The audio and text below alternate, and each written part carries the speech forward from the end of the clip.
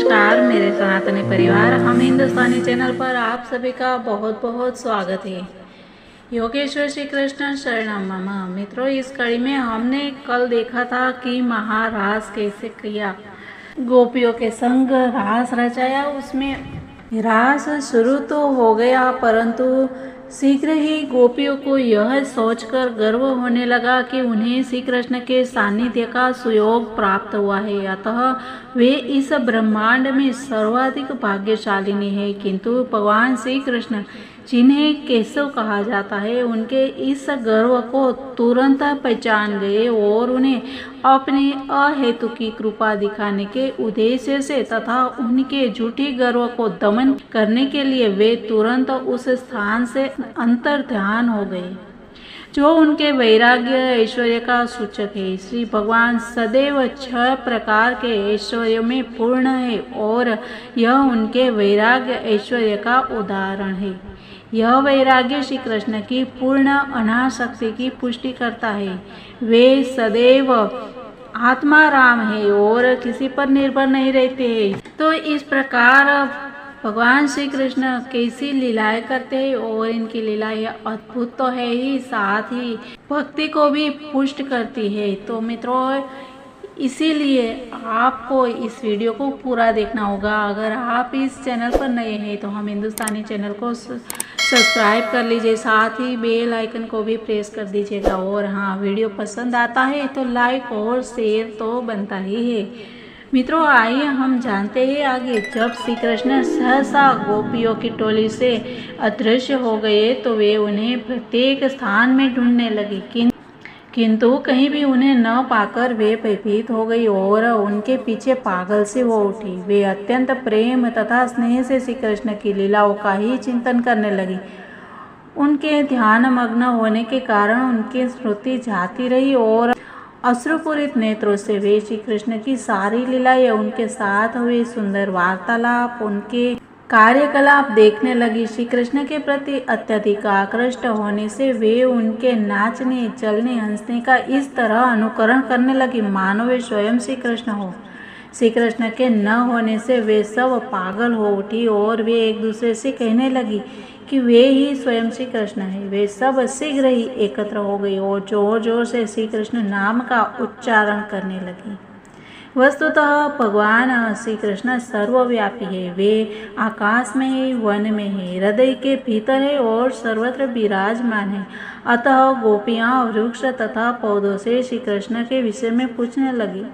जंगल में अनेक प्रकार के बड़े तथा छोटे वृक्ष थे। गोपियाँ इन वृक्षों को संबोधित करने लगी कि हे वट वृक्ष, क्या तुमने नंद महाराज के पुत्र को इधर से जाते, हंसते और बंसी बजाते देखा है? वह हमारे चित्त चुराकर चले गए हैं। यदि तुमने उसे देखा है तो हमें बताए कि वह किधर गए हैं। हे प्रिय अशोक वृक्ष, हे नाग पुष्प के वृक्ष, हे चंपक के वृक्ष, तुम ही बता दो कि क्या बलराम के छोटे भाई को इधर से जाते देखा है? वे हमारे गर्भ के कारण अंतर्ध्यान हो गए हैं।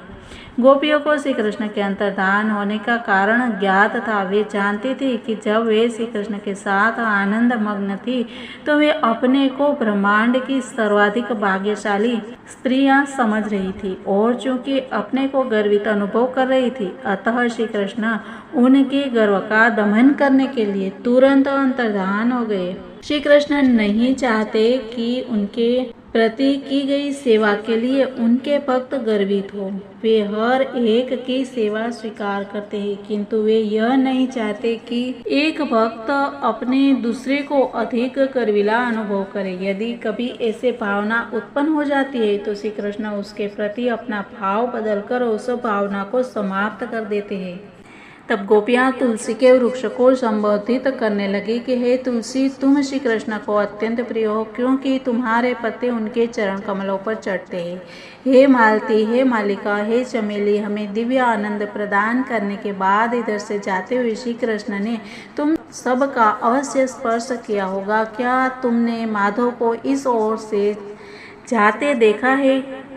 तत्पश्चात गोपिया ने जिस पृथ्वी पर वे चल रही थी उसे संबोधित करना प्रारंभ किया कि हे पृथ्वी, हमें ज्ञात नहीं कि आपने श्री कृष्ण के चरण चिन्हों को अपने ऊपर धारण करने के लिए कितना तप किया होगा। आप बड़ी प्रसन्नचित्त है। ये प्रमोदित वृक्ष तथा पौधे ही आपकी रोमावली है। श्री कृष्ण अवश्य ही आप पर अत्यधिक प्रसन्न रहे होंगे, अन्यथा वराह रूप में उन्होंने आपका आलिंगन क्यों किया होता। जब आप जलमग्न थी तो उन्होंने आपका सारा भार अपने दांतों पर उठाकर आपका उद्धार किया था। कुछ गोपियां अपनी अन्य गोपी सखियों को संबोधित करने लगी। सखिया, तुम इन लताओं से क्यों पूछ रही जो इन विशाल वृक्ष का प्रसन्नता पूर्वक आलिंगन कर रही है, मानो वे इनके पति हो। ऐसा लगता है कि इन लताओं के फूलों को श्री कृष्ण ने अपने नखों से अवश्य ही स्पर्श किया होगा, अन्यथा वे इतनी प्रसन्न क्यों है। जब गोपियां श्री कृष्ण को इधर उधर खोज कर थक गई तो वे प्रवक्ताओं की तरह बातें करने लगी। वे श्री कृष्ण की विविध लीलाओं का अनुकरण करके अपने आप को संतुष्ट करने लगी। एक ने पुतना राक्षसी का अनुकरण किया और एक गोपी ने बकासुर का रूप धरा और दूसरी ने उसे बलपूर्वक पृथ्वी पर गिरा दिया, जैसे बकासुर गिरा था जब उसका वध हुआ था। इस प्रकार वे गोपियां उनकी लीलाओं को याद करके स्वयं ही अनुसरण कर रही है। इस प्रकार सारी गोपिकाएं श्री कृष्ण की अनुपस्थिति से उन्मत्त हो रही थी। उन्होंने श्री कृष्ण के विषय में वृक्ष तथा पौधों से भी पूछा। कई स्थानों में उन्हें उनके चरण चिन्ह दिखाई पड़े, जिनमें ध्वजा, कमल, त्रिशूल, वज्र आदि अंकित थे। इन चरण चिन्हों को देखकर वे फूट फूट कर रो पड़ी। इस प्रकार सारी गोपियां उस विशिष्ट गोपी के दोषों का वर्णन करने लगी जिसे श्री कृष्ण अकेले ले गए थे। वे कहने लगी कि प्रमुख गोपी राधा रानी अपने को सर्वश्रेष्ठ गोपी समझकर अपने पद पर गर्वित होगी, तो भी श्री कृष्ण हम सबको एक और छोड़कर उसे ही अकेले कैसे ले गए। इस प्रकार वो राधा के लिए भी कहने लगी।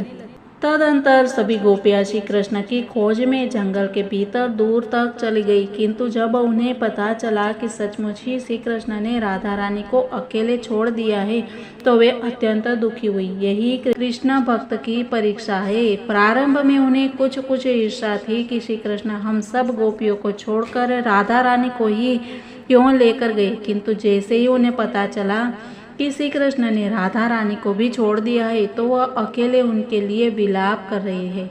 वे उसके प्रति दयार्द्र हो उठी। गोपियों को राधा रानी मिल गई और उससे उन्होंने सब कुछ सुना कि किस तरह उसने श्री कृष्ण के साथ दुर्व्यवहार किया और किस प्रकार उसे गर्व हुआ और फिर अपने गर्व के लिए अपमानित होना पड़ा।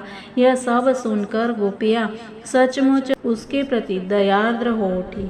तब राधा रानी समेत सारी गोपियां जंगल में तब तक आगे बढ़ती गई जब तक उन्हें चांदनी दिखनी बंद नहीं हो गई और फिर सब गोपियां श्री कृष्ण के नाम का कीर्तन करने लगी। मित्रों, ऐसे ही भगवान श्री कृष्ण जब भी किसी भी भक्त को गर्व होता है तो वे उन्हें छोड़ देते हैं। भगवान हमें बताते हैं कि उनकी प्रिय गोपियां और राधा रानी को भी उन्होंने छोड़ दिया था, तो इसीलिए सरल बनने की कोशिश करनी चाहिए। जितने सरल बनेंगे भगवान उतने ही हमें जल्द से जल्द अपनाएंगे। भगवान को छल और कपट पसंद नहीं है। तभी रामावतार में भी कहा था कि छल कपट प्रभु को प्रिय नहीं है, और भगवान ने इस लीला में भी इसी बारे में संकेत दिया है।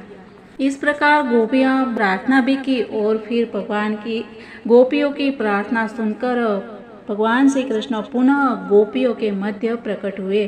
तो वे अति सुंदर लग रहे थे, जो समस्त ऐश्वर्य से युक्त व्यक्ति के अनुकूल था।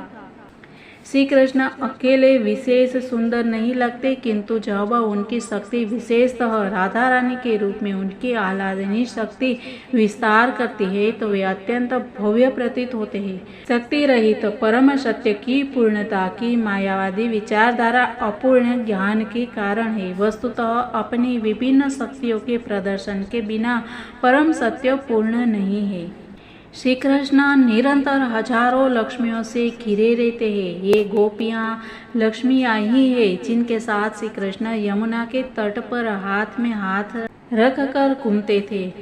जब श्री कृष्ण ने यमुना तट पर स्थित जंगल में प्रवेश किया तो चांदनी से आसपास का सारा अंधकार दूर हो गया। ऋतु के अनुकूल कुंद तथा कदम्ब फूल खिल रहे थे और मंद वायु उनकी सुगंध को फैला रही थी।